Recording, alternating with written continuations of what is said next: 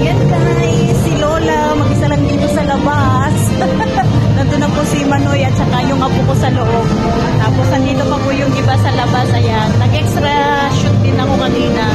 Kaya dito na lang muna, standby. And siguro ang kukunin ko na lang po ay yung standing provision dito sa labas. Ayan, meron naman pong 4 audience. So, bali hindi na po ako nag-avail nung extra seat na amount of 350 pesos. Hindi na. Dito na lang guys ako sa likod. Mag-audience na lang si Lola. Congratulations. Congratulations, Sir Jen. Guys, congratulations, Sir Jen. And sana maging successful ang iyong career. Ang next journey mo. Sana makapag-kuleyo ka. At syempre, nakasuporta lang kami ni Manoy sa'yo. Love, love, love. Siyempre, ka ni Lola at saka ni Nanay pala. Love, love ka ni Nanay at saka ni Manoy, ni ni Daddy. Kaya mag-aral lang mabuti. At sana makapag-aral ka pa ulit. Mag-aral ka ulit ng college. Yun ang gusto ko, makatapos ka ng kuleyo. Ayan guys. Andito sila.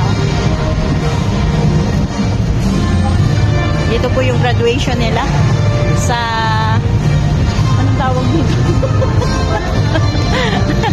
Dito lang sila sa SM Stadium. Ano ba ito? Ay, bahala.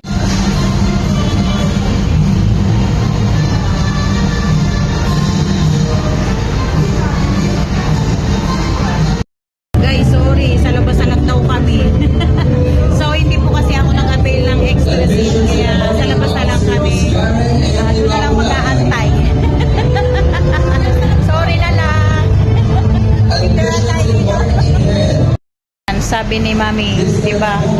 Dati daw, dalawa kapag mag-graduate. 74 years old na ako. Ngayon lang nangyari, isa lang ang kasama. Ang dami ng anak ako nag-graduate. Yes po. Ako rin po. Dati dalawa kami lagi.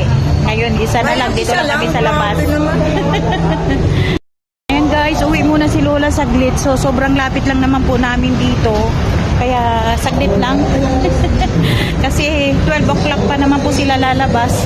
Ayan o. Nandito tayo sa Sky Dome. And si Nanay hindi rin pinapasok.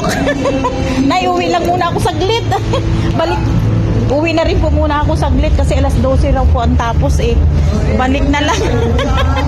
Maglakwatsa ka na lang dito sa... Sige po.